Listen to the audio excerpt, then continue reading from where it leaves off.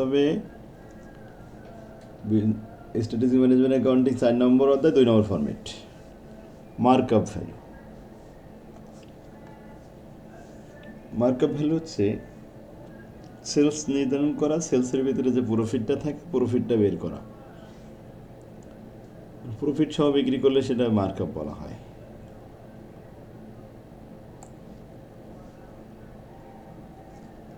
তিনটা প্রশ্ন আছে, target sale value, target sale value দেখাতে হবে, target selling price per unit এটাও দেখাতে হতে পারে, আর মার্কআপ বা টার্গেট সেল বের করে দেখাও, প্রফিট সহ সেল প্রাইস কত।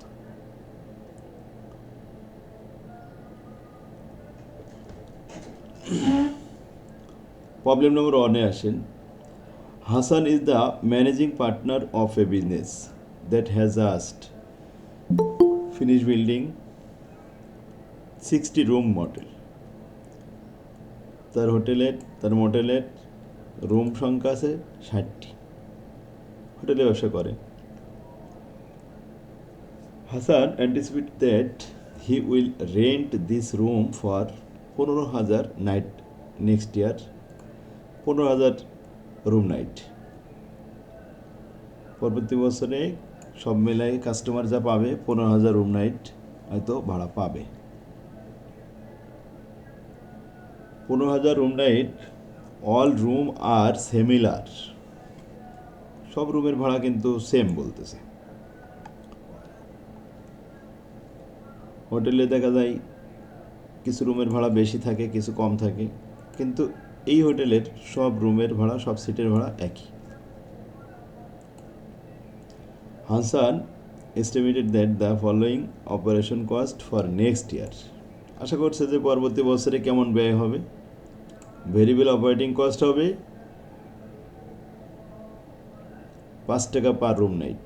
প্রতি নাইটে একটা রুমে এসি খরচ, তারপরে কারেন্ট বিলটি হাবি জাবি যাওয়া আসবে, 5 টাকা ভেরিয়েবল কস্ট। আর fixed cost salary and wages 3,80,000 টাকা সারা বছরের জন্য। মেনটেনেন্স অফ বিল্ডিং 80,000 টাকা। আদার অপারেটিং অ্যান্ড অ্যাডমিনিস্ট্রেটিভ কস্ট 2,90,000 টাকা। টোটাল ফিক্সড কস্ট 7,50,000, এগুলো যোগ করে। আর ভেরিয়েবল কস্ট তো আছেই 5 টাকা। The capital invested in the motel is 18 lakh টাকা। মোট বিনিয়োগ করা হয়েছিল 18 লক্ষ টাকা। বিনিয়োগের উপরে আয়ের হার। The partnerships target return on investment, বিনিয়োগের উপরে তাদের প্রত্যাশা হলো 25% আয় হবে। Hassan expect to demand for room to be uniform throughout the year. He planned to price the rooms at full cost plus a markup on full cost to earn the target return. Target return বলতে 25%, বিনিয়োগ 18 লাখ। তো 18 লাখের উপরে 25% যে পরিমাণ হয় ওটা মুনাফা ধরে ফুল কস্ট প্লাস মার্কআপ, তারপরে রুম ভাড়া নির্ধারণ করবে। এখন প্রশ্ন হলো যে what price should Hasan charge for a room night, তাহলে হাসানের এই হোটেলের রুম ভাড়া কত এক নাইটে, এটা নির্ধারণ করতে হবে। তারপরে আরেকটা প্রশ্ন, what is the markup as percentage of the full cost, cost দিয়ে প্রফিটকে ভাগ করে শতকরা দেখাতে হবে।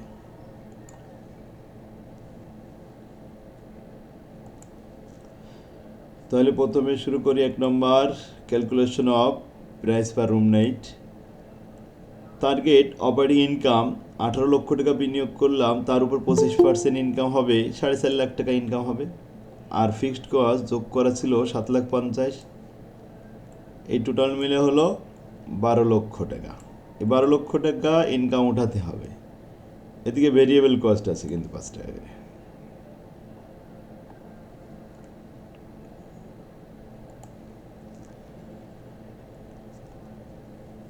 তাহলে টোটাল কন্ট্রিবিউশন মার্জিন 12 লাখ। আচ্ছা, এই 12 লাখ টাকা আয় করতেই হবে, কারণ এখানে তো প্রফিট 4.5 লাখ ওঠাতে হবে। কত হাজার গেস্ট থাকবে? 15,000। তো 15,000 গেস্ট দিয়ে ভাগ করলে আসে 80 টাকা। এই 80 টাকা ইনকাম করতে হবে, পাশাপাশি ভেরিয়েবল কস্ট ওঠাতে হবে 5 টাকা করে per room night. Add variable cost per room night 5 টাকা, তো 80 আর 5 85 টাকা। অতএব price to be charge per room night, প্রতি রুমের ভাড়া নির্ধারণ করতে হবে 85 টাকা। খরচ শুধুমাত্র ভেরিয়েবল কস্ট যে 5 টাকা হচ্ছে এটা দেখলে হবে না, যে কয় টাকা বা খরচ হচ্ছে, কিন্তু এর পিছনে যে অনেক টাকা বিনিয়োগ করা আছে সেটাও তো দেখা লাগবে। তাহলে একটা রুমের ভাড়া প্রতি নাইটে 85 টাকা, এই শেষ।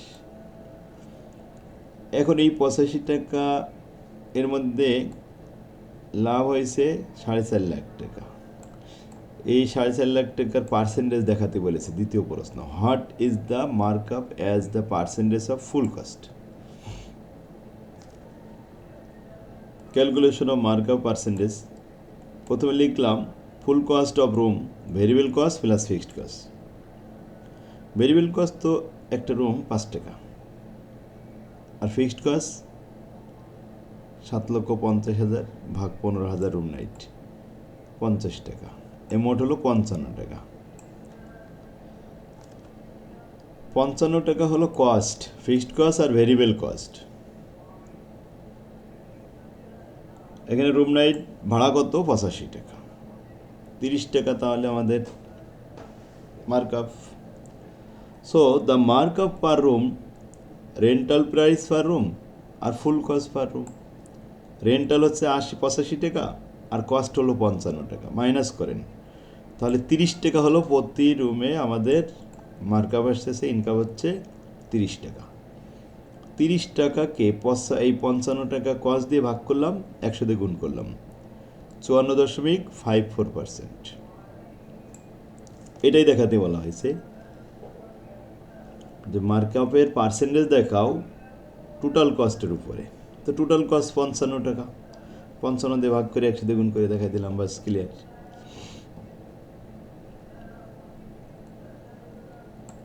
If the price reduce by 10%, দ্বিতীয় প্রশ্ন।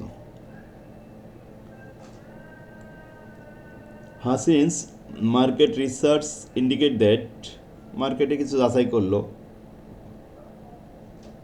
দেখলো যে মার্কেটে অনেক পর্যটক আছে, তারা হোটেলে আসবে যদি if the price of the room night determined in requirement A above is reduce by 10%। 1 নম্বর রিকোয়ারমেন্টে আমরা দেখেছি রুমের ভাড়া 85 টাকা করে। যদি আমরা ওখান থেকে 10% কমাই দিই, একটা ছাড়ের ব্যবস্থা করি এবং এটা প্রচার করি যে 10% ডিসকাউন্ট, তাহলে অনেক পর্যটক আমাদের হোটেলে আসবে। The expected number of room night Hasan could rent would increase by 10%। পর্যটকের সংখ্যা 10% বেড়ে যাবে। তেমনি 15,000 আসে, 15,000-এ আরও 10% বাড়লো, 1500 বেড়ে যাবে। Should Hasan reduce price by 10%, এই 10% কমানো কি উচিত হবে? Show your calculation. Calculation of price per room night দেখাচ্ছি। 2 নম্বর, if the price reduce by 10%, the number of room Hasin could rent would increase by 10%। আশা করছে যে 10% বাড়বে। রিডিউস,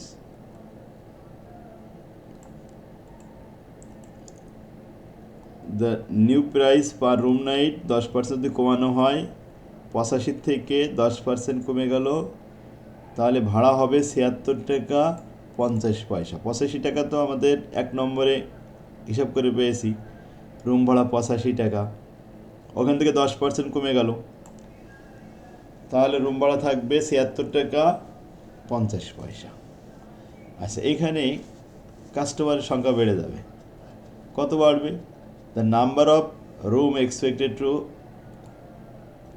15,000 রুম নাইট, তার 10% বেড়ে গেল 1500, তাহলে 16,500 রুম নাইট হবে।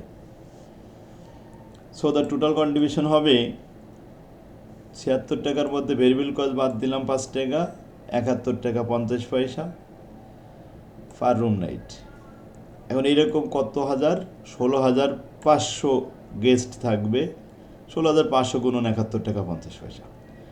টোটাল কন্ট্রিবিউশন 11,79,750 টাকা।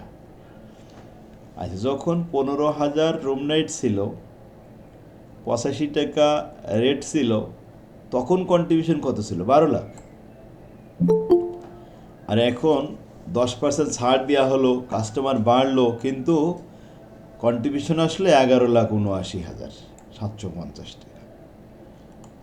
কাস্টমার বাড়াইতে লাভ নেই, কারণ কন্ট্রিবিউশন তো আমাদের কম হয়ে যাচ্ছে। তাহলে ছাড় দিয়ে কাস্টমার বাড়ায় নিলাম, কিন্তু কন্ট্রিবিউশন আমাদের কম আসলো, তাহলে এরকম ছাড় দেওয়ার কোনো প্রয়োজন নেই। The contribution margin of 11,79,750 at the reduced price of 76 টাকা 50 পয়সা is less than the contribution margin of 12 lakh at a price of 85 টাকা। 85 টাকা যখন রুম নাইট ভাড়া দিচ্ছিলাম, তখন কন্ট্রিবিউশন হচ্ছিল 12 লাখ, আর এখন ভাড়া কমানো হলো, কাস্টমার বেড়ে গেল, কিন্তু কন্ট্রিবিউশন হলো 11,79,750। সুতরাং এই অফার দেওয়ার দরকার নেই। So Hasin should not reduce the price of the room night. এই কমেন্ট।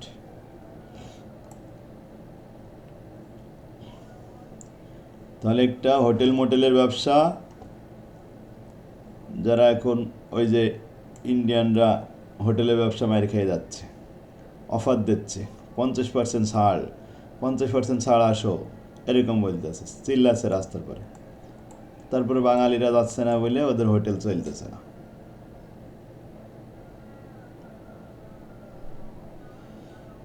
তাহলে আমরা আসি 2 নম্বরে।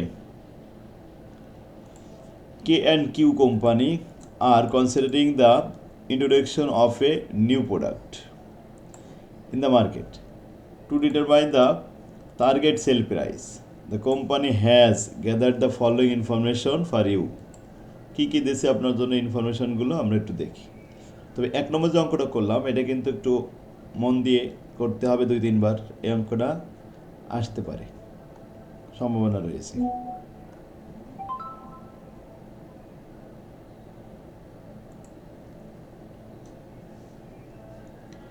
দুই নম্বরে বসে number of unit to be produce and sold 40,000 per annum. বাৎসরিক 40,000 ইউনিট উৎপাদন হয় এই কোম্পানিতে, K&Q। The cost estimated for the product are as follow. যেমন direct material, direct labour, variable factory overhead আর ফিক্সড ফ্যাক্টরি ওভারহেড আছে।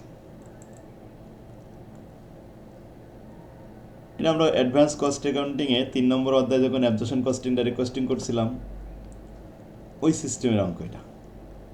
The variable selling and admin expenses overhead per unit 10 টাকা, variable marketing খরচ। Fixed selling and admin 30 টাকা। Estimated investment required by the company 1,10,000 টাকা। দেখেন, প্রত্যাশিত বিনিয়োগ কিন্তু 1,10,000। এই বিনিয়োগের উপরে ডিজিআর রিটার্ন অন ইনভেস্টমেন্ট 12%।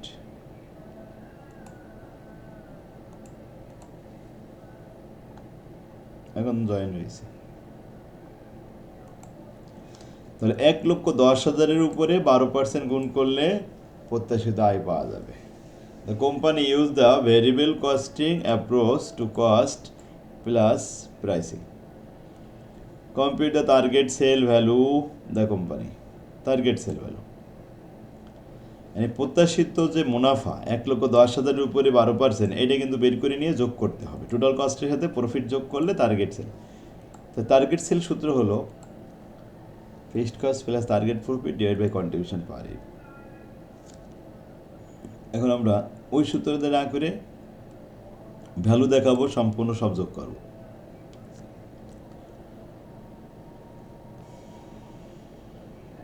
লিখলাম প্রথমে ডাইরেক্ট ম্যাটেরিয়াল 40,000 ইউনিট 50 টাকা দরে। এখানে কিন্তু সবগুলো আছে, যে direct material, direct labour, variable factory, এগুলো সব লিখবো। 40,000 গুণন 50 টাকা, ডাইরেক্ট লেবার হলো 40,000 গুণন 25 টাকা, ভেরিয়েবল ম্যানুফ্যাকচারিং 40,000 গুণন 20 টাকা, আর ভেরিয়েবল মার্কেটিং এটা 40,000 গুণন 20 টাকা। এটা হলো ভেরিয়েবল সিস্টেম। ভেরিয়েবল সিস্টেমের সমস্ত ভেরিয়েবলগুলো এক জায়গায় করে দিলাম, দিয়ে 42 লক্ষ টাকা চলে আসলো। আর ফিক্সড কস্ট দুটো আছে, ফিক্স ফ্যাক্টরি আছে 40,000 টাকা, আর ফিক্স অ্যাডমিন সেলিং মার্কেটিং আছে 30,000 টাকা। মোট ফিক্সড আছে 70,000 টাকা। তো 42,70,000 টাকা। প্রফিট কত? 1,10,000-এর 12%, 13,200 টাকা।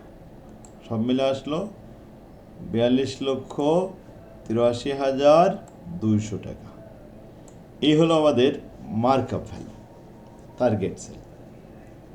সুতরাং target sale price per unit 42,83,200-কে ভাগ করলাম 40,000 ইউনিট দিয়ে, পার ইউনিট সেলিং প্রাইস আসলো 107 টাকা 8 পয়সা।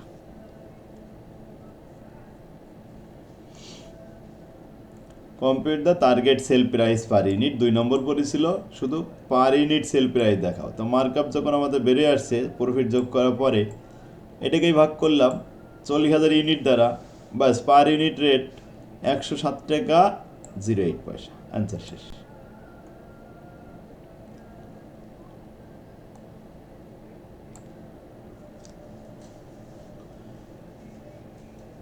এরপরে আসে একই অঙ্ক 13 নম্বর, এই 3 নম্বর অঙ্কটা। Number of unit produce and sold 50,000। Item কি কি আছে দেখেন। ডাইরেক্ট ম্যাটেরিয়াল 40 টাকা, ডাইরেক্ট লেবার 20 টাকা, ভেরিয়েবল ম্যানুফ্যাকচারিং 15 টাকা, ফিক্সড ম্যানুফ্যাকচারিং 50,000 পার ইয়ার। ভেরিয়েবল সেলিং অ্যাডমিন আছে 7 টাকা, এটা ভেরিয়েবল। ফিক্সড সেলিং অ্যাডমিন আছে 30,000, আর ফিক্সড ম্যানুফ্যাকচারিং আছে 50,000। এখানে আছে ইনভেস্টমেন্ট 1,20,000, আর রিটার্ন অন ইনভেস্টমেন্ট 12%। আগের মতোই সেম, 1,10,000-এর উপরে 12% বলেছিল, এটা বলছে 1,20,000 পর 12%। The company use the absorption costing system plus profit. এখন অ্যাবজর্পশন কস্টিং যখন বলবে তখন সমস্ত ম্যানুফ্যাকচারিং কস্টগুলো এক জায়গায় করতে হবে, আর মার্কেটিং কস্টগুলো অপারেটিং নামে আলাদা করতে হবে। তো লিখলাম, নিচে আসলাম, compute the target sale value. The company will have to use the SI বা ROI। এখানে অর্জন দেখাতে হবে, ইনকাম দেখাতে হবে, রিটার্ন অন ইনভেস্টমেন্ট, তারপরে cost per unit, selling per unit দেখাতে হবে। সেলিং প্রাইস পরে, আগে আমরা ছকটা তৈরি করি। অ্যাবজর্পশন সিস্টেমে করতেছি। প্রথমে লিখলাম direct material, direct labour, variable manufacturing, আর ফিক্সড ম্যানুফ্যাকচারিং চলে আসবে। সমস্ত ফ্যাক্টরির খরচগুলো এক জায়গায় করা হয়ে গেল। Total manufacturing cost, variable marketing আর ফিক্সড মার্কেটিং, মার্কেটের খরচ 3,50,030, 3,80,000। টোটাল কস্ট হলো এই 38 লাখ আর এই 3,80,000, এই মোট 41,80,000। প্রফিট ডিজিয়ার টার্গেট প্রফিট, যেটা আবারও দেখাই, এই যে 1,20,000 টাকা, এর উপরে কত পার্সেন্ট আয়? এটা কত পেজ? 12% আয়। Page number 651। এখন এখানে যোগ করে আমরা পেয়েছি 41,94,800 টাকা। এটাকে ভাগ করলাম 50,000 ইউনিট দিয়ে, তাহলে 83 টাকা 0.455 পয়সা। সেল প্রাইস পার ইউনিট শেষ। অ্যাবজর্পশনে কি পার্থক্য হলো? সমস্ত ম্যানুফ্যাকচারিং কস্টগুলো এক জায়গায় করা হলো, ফ্যাক্টরির ভিতরের কস্ট সেটা ভেরিয়েবল ফিক্স মিলে, আর ফিক্স মার্কেটিং, ভেরিয়েবল মার্কেটিং এটা অপারেশন খরচ নামে আলাদা করা হলো। ব্যাস, যোগ করে টোটাল কস্ট, তার সাথে মার্কআপ। এখন মার্কআপ কত ছিল? 12%, 1,20,000 উপরে 14,400 টাকা। বিনিয়োগ করেছে যে কয় টাকা, ওই কয় টাকার উপরে শুধু লাভ হবে। সেলিং প্রাইস পার ইউনিট 83 টাকা 0.455 পয়সা। সেম অঙ্ক 4 নম্বরে সাকিব আল হাসান অ্যান্ড মুশফিকুর রহমান, ওদের নাম দিয়ে এই অঙ্কটা দিছিল 15 সালে। সেখানে নাম্বার অফ প্রোডাকশন ইউনিট ছিল 60,000, ওই 50,000-এর জায়গায় 60,000। অঙ্ক কিন্তু সেম অঙ্ক। Direct material, direct labour, variable manufacturing cost. এবার ফিক্সড ম্যানুফ্যাকচারিং কস্ট নিচে লিখেছে। ফিক্সড ম্যানুফ্যাকচারিং 10,000, ভেরিয়েবল মার্কেটিং 8 টাকা পার ইউনিট, ফিক্সড মার্কেটিং হলো 9,000 টাকা। দে আর রিকোয়ার্ড টু ইনভেস্ট, তারা কিন্তু প্রত্যাশিত বিনিয়োগ তাদের হচ্ছে 20 লাখ, আর এই 20 লাখের উপর প্রত্যাশিত আয়, they want to earn a 14% ROI। তাহলে টার্গেট প্রফিট হবে 20 লাখের উপরে 14%। They use the absorption costing system. Absorption costing system তারা ইউজ করে compute the markup Sakibul Hasan and Mushfiqur Rahman will have to use the achieve the desired profit ROI। তো material দেখালাম, direct material, direct labour, variable factory আর fix factory সব মিলে যোগ করলাম, ফ্যাক্টরির কস্ট চলে আসলো, অ্যাবজর্পশন হয়ে গেল। আর ভেরিয়েবল মার্কেটিং আর ফিক্স মার্কেটিং এই দুটো এক জায়গায় করলাম, তাদের যোগফল 4,89,000, যোগ করে টোটাল কস্ট আসলো 73,99,000। টার্গেট প্রফিট 20 লাখের 14%, তাহলে টার্গেট সেল আসলো 76,79,000। সো সেল প্রাইস 76,79,000-কে 60,000-তে ভাগ করলাম, 127 টাকা 0.983 পয়সা। অ্যান্সার শেষ।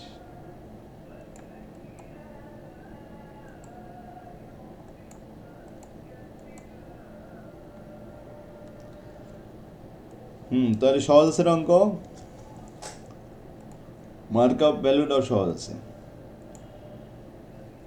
আচ্ছা, এই যে হাসিনের অঙ্ক আমরা 1 নম্বরে যেটা করলাম, mister Hasin is the managing partners of A business.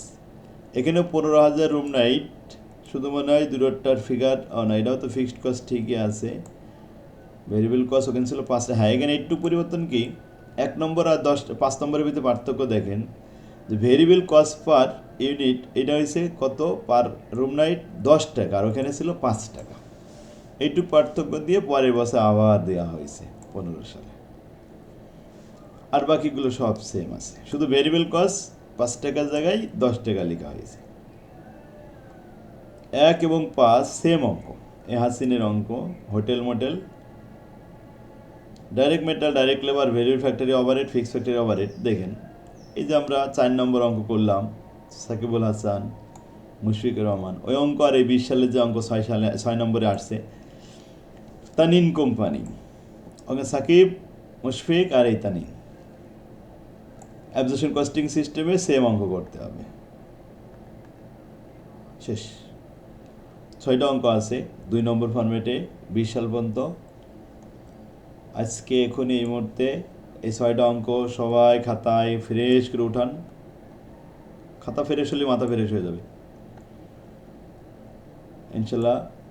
রাত্রিতেও class হবে আজকে, অ্যাডভান্স কস্ট অ্যাকাউন্টিং। স্যার আসসালামু আলাইকুম।